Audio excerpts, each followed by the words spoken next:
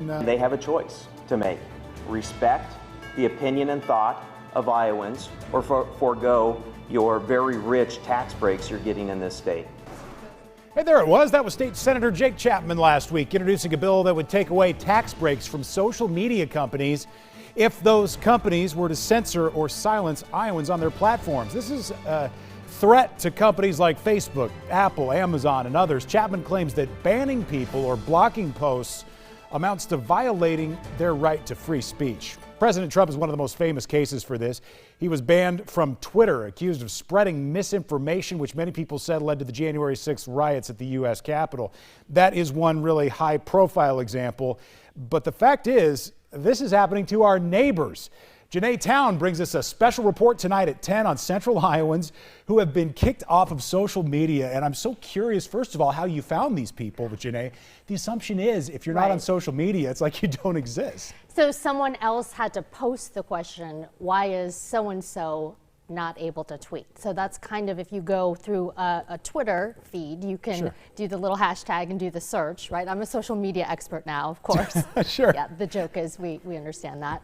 But that's how actually I was able to find someone who had their account suspended on Twitter. And what stories did they have to tell? I mean, it's so interesting how people find themselves in this position, right? Right, so they go to log on to their Twitter account and get this message that says, account suspended for violating the Twitter rules. So that's really the end of it, you know, and then of course it raises so many questions. What did I do? What did I say? How do I get my account back? And really those are hard to answer questions. Right, so let's go to those violating the rules. Okay, how vague are the rules? Like how could that be interpreted? And that is part of the problem, right? Because big tech gets to make up their own rules, and then if you don't abide by these rules that are always changing, then you find yourself in this situation. So that is one of the big problems to begin with, that there's just not a lot of transparency. People don't know what it was that they said necessarily. So then they have to just kind of be at a loss. And we're really all at the whim of big tech because we rely on it so much for everything, for our laughs, for our entertainment, and of course, now more than ever, our news. And once they determine you're out. It's pretty tough to get back in. There are some ways that you can appeal those decisions, but really, yeah, this person that I talked to in my story tonight had to wait the 30 days thinking, okay, after a 30-day suspension, I'll be able to get my account back. That 30 days has since passed, and she's still waiting to get her Twitter account back. Wow, so what types of people are we talking about here? Obviously, this has been big in the news for politicians who are spreading what people accuse them of spreading misinformation. When we're talking about our friends and neighbors here in Des Moines, are these high-profile political operatives, or are these just like your average folks? Right. The woman who has her Twitter account still suspended is a senior at Iowa State. She runs a local nonprofit, so she's just, you know, your everyday average college student that relies on social media a lot. I talked to WHO radio host Jeff Angelo as well, who had some of his posts flagged for actually doing his job, saying some things that then Facebook didn't like, so they flagged his account.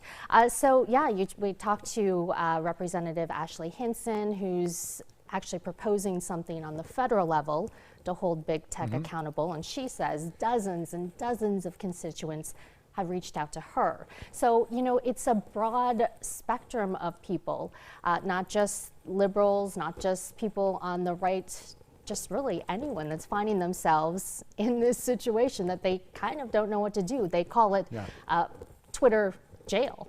Right, yeah. I love all these new terms that we keep having to come up with. The story airs tonight at 10, and you've been working on this long before Senator Chapman came up with this bill at the State House to punish these companies if they do this. Right, and I think that's really what we're going to see more and more, is that for so long big tech has had this free reign, and now there are ways, and not only on the state level but also on the federal level, where now we're trying to rein in big tech and say you have to play by the rules, you have to tell us what the rules are, but then also there could be some penalties because, right, I mean, we have, I guess you would say, we have the numbers on our side we're the users, Right. and there's a lot of us. Yeah, there are 6 billion of us out there. Just a couple of us, right? Janae Town with the story you do not want to miss tonight on WHO 13 News at 10. Can't wait to see and hear these personal accounts from these folks. Yeah. We're back with more on the news at 4 right after this.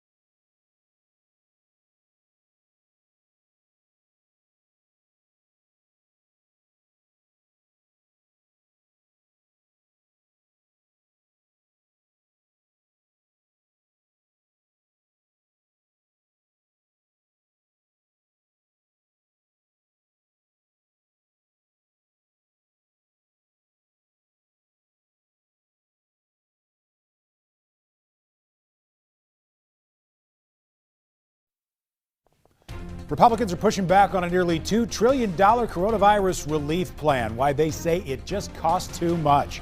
And why Democrats might not need the other side to pass it. The U.S. Postal Service is the subject of debate in a House committee hearing today. We're going to show you the fight over how to keep this agency afloat and the concerns over paying benefits to employees decades in advance. And Tiger Woods is recovering after a serious crash in California. We'll tell you what we've learned about the extent of those leg injuries and what investigators have now ruled out as a cause of the crash. From WHO 13 News, the local news leader, this is WHO 13 News at 4. The partisan lines are drawn as the House prepares to vote on that $1.9 trillion COVID-19 relief bill. This is President Biden's first legislative response to the pandemic, and it's getting some major pushback. Unfortunately, this bill is too costly, too corrupt, and too liberal. GOP members have called it a bloated liberal wish list with spending unrelated to fighting the pandemic. Democrats say this huge bill is needed to fund schools and the vaccine rollout, to extend unemployment insurance and help budget-strapped local governments. The COVID-19 pandemic is a once-in-a-century tragedy. It requires a once-in-a-century continuing, comprehensive, and compassionate congressional response. That is what the American Rescue Plan represents. The Democratic majority in both chambers say they are ready to use legislative rules to pass this bill without any Republican support. The House appears set to vote on it this Friday. President Biden hopes the Senate will pass it for his signature by sometime in the middle of March, when those federal enhanced unemployment benefits are set to expire. The U.S. Postal Service has been experiencing some delivery delays recently. It's also facing a financial cliff after years of declining revenues. Washington correspondent Alexandra Limon reports on efforts in Congress to save America's post offices. The U.S. Postal Service is facing financial disaster. Congressman Jerry Connolly says a big part of the problem is the post office is required to pre-fund retiree benefits 75 years in advance. The money sits in a Treasury account waiting to fund the health benefits of those not yet born even, when it could be used to fortify a struggling postal service. Representative Carolyn Maloney says the solution should include Medicare integration. The draft bill would require current employees to enroll in Medicare when they reach 65. Retirees who are already over 65 would be given a 3-month period to enroll with no penalty. But Kentucky Republican Congressman James Comer says the post office promised greater benefits to employees, and the underlying problem is with the business model. Demand for first-class mail has plunged, and costs have stayed the same. No business could be expected to survive. The chairman of the Post Office Board of Governors told lawmakers there is a plan in the works to deal with the financial problems as well as current service delays. A comprehensive plan to invest in and revitalize the Postal Service. This plan is still being finalized, so I am not in a position to reveal any specifics. Democrats and Republicans agree saving the post office, which is required to deliver mail to every U.S. address, is vital. Reporting in Washington, Alexandra Limon. And at the same time, the post office is showing off its new delivery trucks, an upgrade. The USPS says these will have more room for packages. They'll be updated with modern cameras, airbags, and collision avoidance systems. The vehicles will also be a combination of electric and gas powered. The new fleet of trucks set to roll out in 2023, if there's still a postal service by then. The drunk driving charges have been dropped against Bruce Springsteen. Authorities say his blood alcohol level was too low to warrant those charges. The rocker pleaded guilty to a third charge, though, consuming alcohol in a closed area. Springsteen admitted to a judge he was aware it was illegal to consume alcohol in the Gateway National Recreation Area, better known as Sandy Hook. Springsteen was fined $500 plus $40 in court fees. Tiger Woods has a long road to recovery after a crash that severely injured his legs. I don't think he was aware of how gravely he was injured at the time. It could be a mixture of adrenaline. It could have been shock. Again, it was very quick. Investigators say Woods was traveling at a, quote, relatively greater speed than normal when his SUV hit the center median, then rolled several times. Firefighters had to use an axe and a pry bar to get him out. Woods' fibula and tibia were fractured. Surgeons put a rod in to stabilize his leg.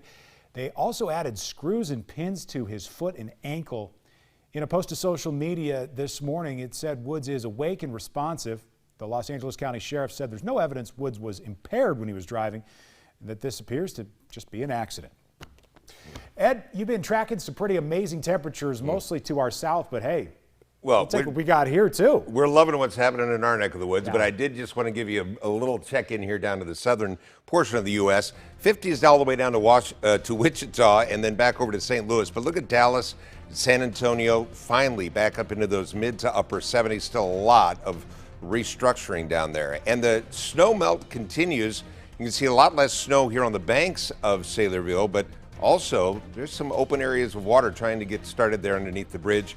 I'm sure that will start to open up as well. Stay off the ice, could be thin. Temperatures staying in some 50-degree spots here over our 7-day.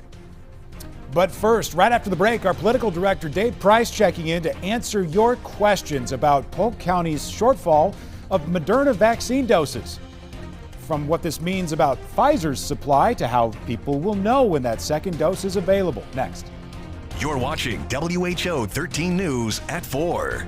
WHO 13 News, the local news leader.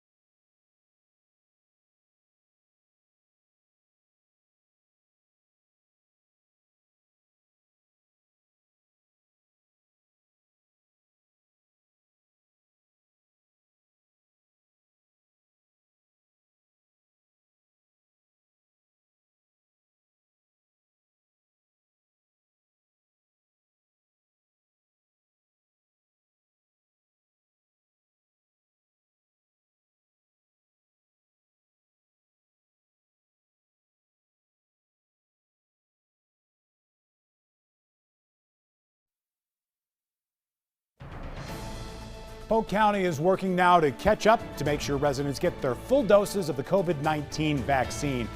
We first told you about this yesterday. The county health director said she overestimated the number of doses that were going to be arriving in the weeks ahead. That means the county's supply for giving people their second dose of Moderna was 14,000 doses short. Now, you have sent us several questions about what's supposed to happen now, and our political director, Dave Price, has been good enough to find the answers to these. Dave, we were sort of bombarded when this came out because it led to a lot of confusion. For sure, and some of those questions were wanting to know, how is this going to work? We talked about what happened with the Moderna supply, but they also have the Pfizer supply, right? So people had asked, what is the situation with the Pfizer supply? Yeah, we got a question from Sue on this. She said, does this affect the Pfizer vaccine doses? Right, so we reached out to Polk County Public Health, and the response from that was they do not believe at this time that Pfizer has a similar issue here, so they did not essentially borrow ahead, take those second doses of the Pfizer vaccine and give them to other people for their first doses, so they believe they are okay with Pfizer. Okay, a lot of people want to know what the timing is going to be. Wanting to have you tell listeners how the people who are waiting for the second dosage will be notified for how to sign up for it. Right, and Jan had written in there, and frankly, this is, as you know, Dan, we've heard this from a lot of people here, so same question out to the Polk County Public Health here. And the response is that when you are eligible for your second dose at Polk County Health Department, then you will receive an email. So that's what their plans are right now to handle this. Now, know that it may not happen as soon as you originally planned. With Moderna, it was usually going to get, you got one shot, 28 days, you got your second shot. And because of this the shortage they have right now, it may not work out that way. But you are supposed to get notified by Polk County Public Health. If you went through them, they should notify you when it's time for the second one. Yeah, speaking of going through Polk County Public Health, so people are thinking maybe they're going to get creative on this. They want to know if you received a first dose from Polk County. Right. All right, we've got Jan's question back up there, but the question is, if you received a first dose from Polk County, can you get a second dosage from a pharmacy or presumably some other provider, Dave? Right, and Jan had sent us a couple of questions here, but frankly, we got the similar questions from a lot of people here. The response from Polk County Public Health is that ultimately they would like you to get both doses from the same place, regardless of whether you're talking about Pfizer, Moderna, whatever it was, and you have to stick to the same here. So if you start Moderna, you got to finish with Moderna. But they said, in light of everything that's happened, let's say you went to Polk County Health and you got the first one of Moderna, but you're not sure when you can get that second one. Polk County Health is saying that if you want to do it this way and can find a second dose somewhere else of Moderna, you can do this, but they would prefer that you stick with them. If you had your first with them, you should get your second with them. Okay, that is interesting. So people are going to have an option there. What happens if we can't get our second dose within 42 days? This 42-day number, and this came from a lot of people.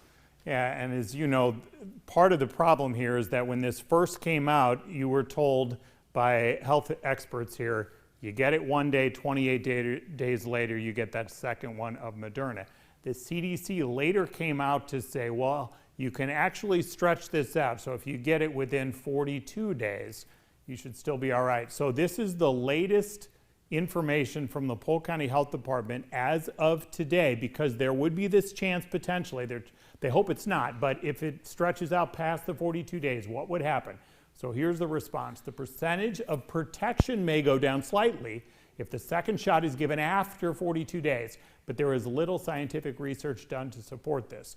You will have greater protection by getting both doses, no matter the time in between those doses. And just to reiterate, Polk County is saying they do have this shortage, but they are still working to make sure that people get it within the 42 days, Dan. Dave, you had your own question on behalf of all of our viewers, and it's a valid one. Have any other Iowa counties done what Polk County did, use those second dose supplies to give other people their first doses instead? Yeah, I just combined everybody's into mine here.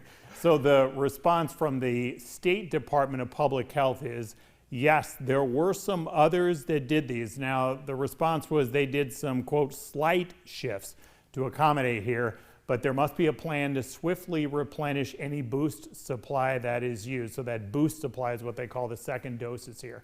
So they are saying, the state is saying that nobody did it like Polk did, since Polk didn't have that supply to rely on. They thought that the supply would go up and make up for this, but it wasn't there, and then that's where they had the shortage. But the state is saying some others did it to a lesser degree and then had to work it out. But without any new CDC guidance, the Iowa Department of Public Health is advising counties not to use significant numbers of boost doses, those second doses, as the primary doses, and primary doses, another way to say your first dose. Right, and as we found out yesterday, I believe you reported that Polk County had asked, would it be okay if maybe some other counties kicked some Moderna doses our way and we could catch up?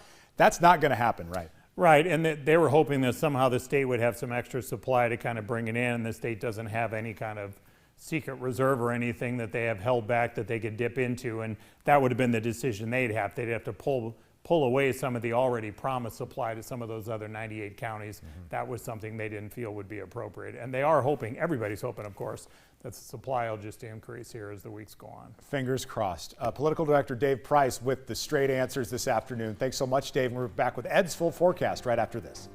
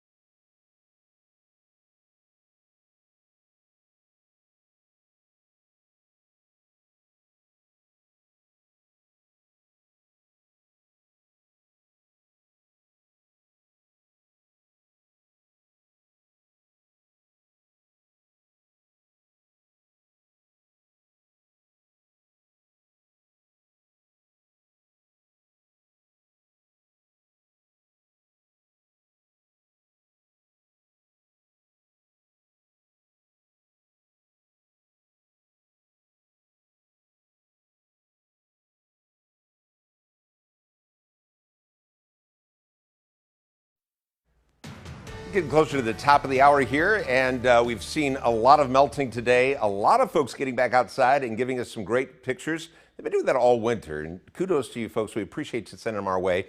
Jerry Nordstrom got this picture of these two swans with the blue sky in West Des Moines, and again, just misspelling there on Jerry's last name. Jerry, I'm sorry, sir. I'll get that fixed for the 5 o'clock news. 37, but I appreciate your picture. 37 degrees, our current temperature, northwest wind at 15. We do have a wind chill of 28, and relative humidity is high. We have 67%. That's due to all the melting that we've seen. And we are going to see, I think, some areas, maybe foggy conditions in low-lying areas tomorrow morning. Again, possibly Friday, but the wind's going to pick up on Friday, and that should spare us the fog, but also take us to warmer temps. It's going to be out of the south. That wind will really start to drive our temperatures back up into the upper 40s to around 50 degrees. Mega Doppler S isn't too busy right now. These are all of the wind farms that you see from Ames back over to the Boone area. We are still seeing a partly cloudy sky across the state. Clearing skies, though, in northwestern Iowa, where we have not seen as much snow, and that's going to be a big component for warming up a lot of the state. We are going to see less snow when that sunshine can collect in those darker areas of the ground. Once the snow is gone, it really pushes our temperatures back up into those 40s, the 50s throughout our 7-day forecast. So windy conditions are going to be here, especially I think as we get into Friday, but Thursday early in the afternoon and then into Friday afternoon, that high pressure moves out. The wind speeds will start to drive in some moisture as well, and we really don't have a major system pushing through, so these are going to be just sprinkles that are going to be pushing through the area. We will see another chance, though, for a couple of areas of showers moving in by Sunday, but otherwise the headline is heat. We are not only going to be turning off some of the heat inside of our homes, but also enjoying the big warm-up by the 7-day, or in the 7-day. 23 will be the low tonight. A refreeze is possible the next couple of mornings. That earlier story should give us some warning that you need to be careful where you're walking. That ice is really tough to see. 41 will be our high tomorrow. Clouds early and then a lot of sunshine by the afternoon. And Friday, it's going to be breezy, a high of 47, 50 on Saturday. I think we could see some low, certainly mid-50s over southern Iowa. Just a little bit cooler on Sunday. We do have a northwest wind that will come in and drop our temperatures back to the average, but we are zooming right back up into the low 50s Tuesday and Wednesday. And look at all that sunshine next week. This is what we are all looking forward to. I know that spring fever will settle in, but of course, we have a lot of winter to get through. You know, in March, you know, who knows? It's one of those kind of myths about the basketball tournament, state tournament. It's a myth, but it certainly can change. We'll be ready for it, whatever the future holds. Thanks. I'm trying to sound profound, I guess. Me too. Hey, we're going to wrap up the show right after this. Stick with us.